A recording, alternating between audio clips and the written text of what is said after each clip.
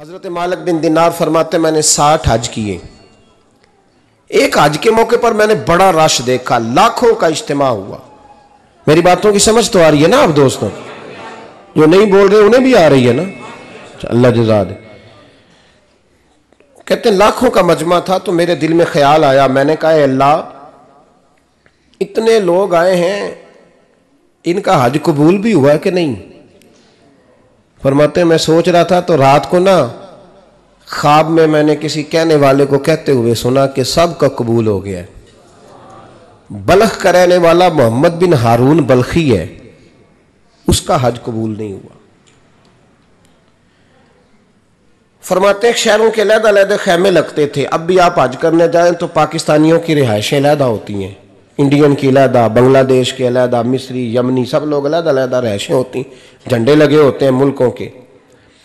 कहते मैंने सवेरे उठ के ढूंढना शुरू कर दिया, ढूंढता हूं वो बंदा मिले। कहते जहां बल्ख शहर के लोग रहते थे वहां चला गया तो मैंने लोगों से पूछा तुम में मोहम्मद बिन हारून बल्खी कौन है? लोग कहने लगे वो तो बड़ा नेक आदमी है, परहेजगार है, बड़े भोले भाले, बड़े अल्लाह वाले, रियाज आपको बस हम ही जानते हैं, वो तो बड़ा नेक है, परहेजगार आदमी। कहते मैंने कहा अच्छा कहां है?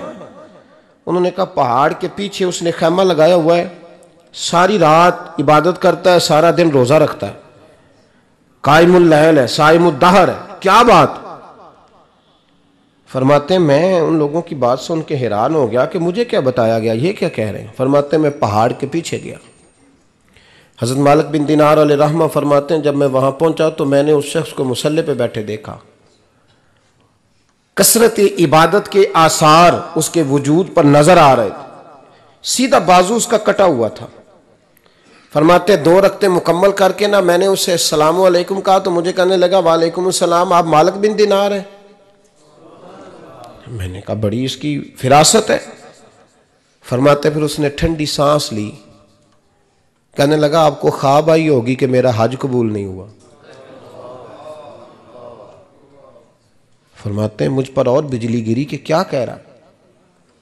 फरमाते मैंने कहा यार लोग भी तेरी तारीफ कर रहे हैं और तेरी बसीरत भी बड़ी है, तो ये माजरा क्या है? कहने लगा आप ना पूछें।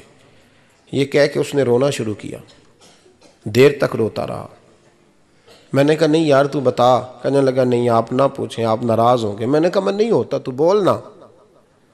कहने लगा हुजूर 24 साल हो गए मुझे हज करते हुए, 24वां हज है मेरा, और हर साल कोई अल्लाह का वली आके बताता है कि जा चला जा तेरा कोई नहीं कबूल हुआ।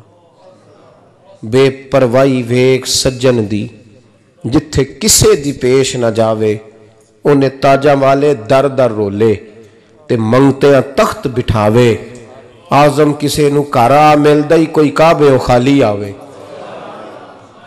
कहते हैं उसने मुझे कहा हुजूर 24वां हज है, हर साल कोई बताता है। मैंने कहा तेरी गलती। कहने लगा मैं अपनी मां का नाफरमान। मैंने कहा वाकया क्या हुआ? कहने लगा हजरत अल्लाह ने मुझे दौलत दी, माल दिया, जमीनें दी, तो मैं अय्याश हो गया। आप यकीन करें अल्लाह लोगों को माल देता है तो वो समझते हैं मेरी चालाकी से आया है, मैं तेज बड़ा था इसलिए आया है, नाफरमान होते हैं। लेकिन जो रब लेना जानता है, देना जानता है, वो लेना भी। वारस शाह मान करी ना वारसा दा, रब बेवारसा करके मार दई। लोग बड़े स्मार्ट बन जाते हैं, उनकी गुफ्तगू में बड़ा तकब्बुर होता है, उनके निगाहों के अंदाज में बड़े, वो कहते हैं ओहो सब लोग बेवकूफ़ हैं, सिर्फ मैं सियाना हूं, काम जो सही चल रहा है। ओ भाई 1 मिनट लगता है इंसान को बादशाह से फकीर होने में। एक इमाम मालिक रहमतुल्लाह अलैह बैठे थे तो हारून रशीद आपसे कहने लगा इमाम अबू मालिक से, हजरत बताएं इस वक्त अल्लाह क्या कर रहा है? आप फरमाने लगे यार तू बड़े मोटे दिमाग का है, किस तरह के सवाल पूछता है? बादशाह था ना। कहा नहीं आप बताएं। तो इमाम मालिक फरमाने लगे तू तख्त पे बैठ के सवाल पूछता रहता है और मैं नीचे बैठ के जवाब देता रहता हूं, नीचे आ फिर बताता हूं। उसने कहा जनाब बताएं। फरमाने लगे तू सवाली है ना, तो तू नीचे बैठ और मैं ऊपर बैठता हूं। क्या जनाब आ जाए। हारून रशीद नीचे आ गया, इमाम मालिक तख्त पे बैठ गए। फरमाने लगे अब बता क्या पूछ रहा था? कहने लगा हुजूर पूछा था अल्लाह इस वक्त क्या कर रहा है? फरमाने लगे रब इस वक्त तुझे समझा रहा है कि इस तख्त पे तकब्बुर न करना, 1 मिनट लगता है मैं तुझे उठा के मालिक को बिठा दिया करता हूं। ये तुझे समझा रहा है, लिहाजा इस समझ पे कायम रहना, तकब्बुर ना करना। 1 ही तो मिनट लगता है, ये तुझे समझा रहा है। तो वो शख्स कहने लगा मोहम्मद बिन हारून बल्खी इमाम मालिक बिन दिनार से कि हुजूर बड़ी दौलत थी तो मैं अय्याश हो गया था। रमज़ान का महीना था, अम्मा तंदूर में रोटियां लगा रही थी, मैं शराब पी के घर आ गया। हमारे यहाँ ये भी फैशन है ना, अब मेहंदी वाले दिन चौधरी साहब के डेरे पे जवान शराब पीते हैं तो पूछते हैं हाजी साहब आप तो हाजी भी हैं, तो डेरे पे मुंडे क्या करते रहे? कहते मैं डेरे तो था, मैनू नहीं पता, वो कार लगे सन। हाजी साहब आपको सारा पता है और अल्लाह आपसे पूछ लेगा। यहाँ तो कोई आदमी चुप कर जाएगा आपके किलों की वजह से, लेकिन अर्श के मालिक को भी तो जवाब देना है कि नहीं? क्या तरीका है? देखे ना, कोल वाले दिन महफिल और मेहंदी वाले दिन अल्लाह से सिर्फ दुखों का रिश्ता है, रसूलुल्लाह से सिर्फ गमों का रिश्ता है। अगर तूने ढोल ढमक्का शोर शराबा किया है शादी वाले दिन तो कोल वाले दिन भी बजा, तेरा पता चले, जनाजे पे भी बजा। क्या तमाशा है? मजहब सिर्फ रस्म है, जरूरत है। कोई मर गया तो कुरान पाक खोल लो, बाकी जो मर्जी करो।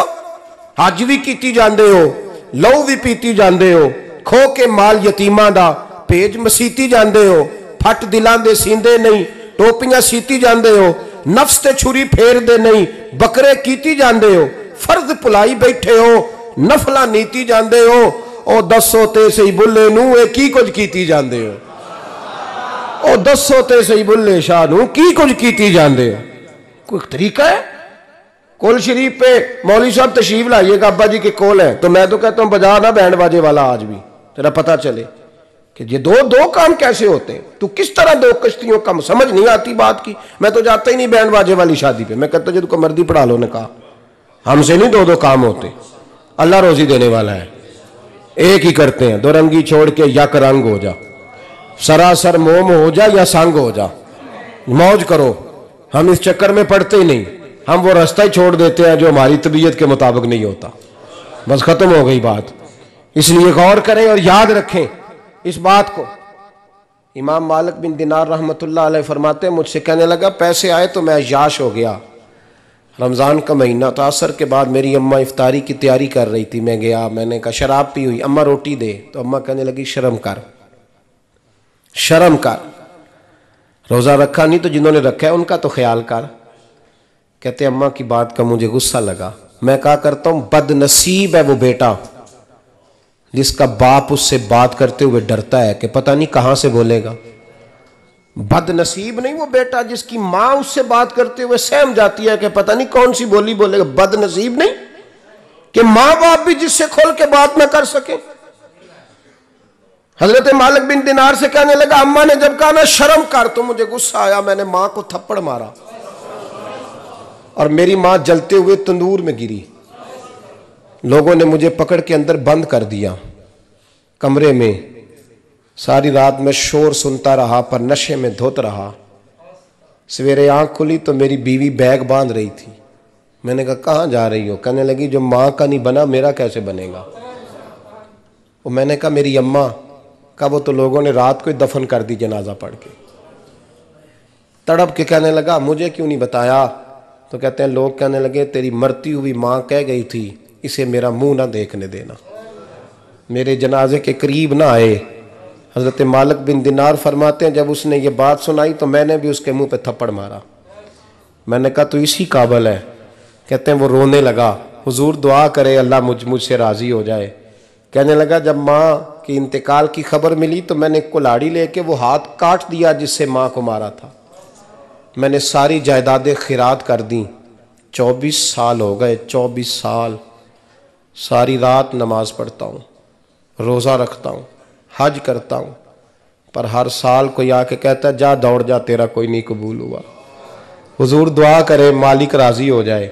फरमाते मैं थप्पड़ मार के आ गया। मैंने कहा तुझसे राज़ी हो जाए इतने जालिम से?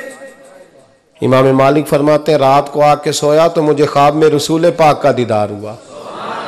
तो नबी पाक अलैहिस्सलाम ने फरमाया मालिक तू उसे मायूस क्यों कर आया है? अल्लाह तो बड़ा मेहरबान है। कहा हुजूर माँ के नाफरमान को माफ़ी कैसे मिलेगी? तो इमाम मालिक फरमाने लगे, नबी करीम ने फरमाया जा उसे जाके बता दे तुझे कयामत में तेरी मां की वजह से बख्श दिया जाएगा।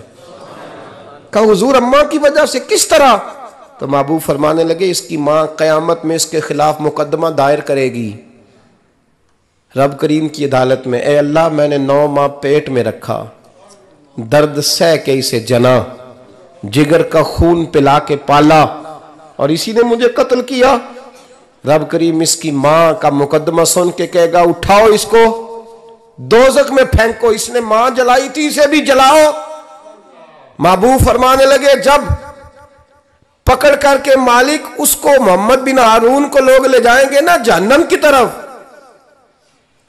अभी फरिश्ते घसीटेंगे ही तो पलट के फिर अम्मा की तरफ देखेगा और दूसरी दफा फिर घसीटेंगे तो पलट के देखेगा और तीसरी दफा फिर पलट के कहेगा अम्मा ये मुझे जलाने लगे, अम्मा ये जहन्नम में फेंकने लगे। मेरे हबीब फरमाने लगे वो जल के मरने वाली माँ वहां भी बोल पड़ेगी, कहेगी या अल्लाह चल मैंने माफ किया तू भी माफ कर दे, ऐ अल्लाह मैंने माफ किया तू भी माफ कर दे, अल्लाह तू माफ कर दे इसे, अल्लाह तू इससे दरगुजर फरमा, इसे माफ कर दे।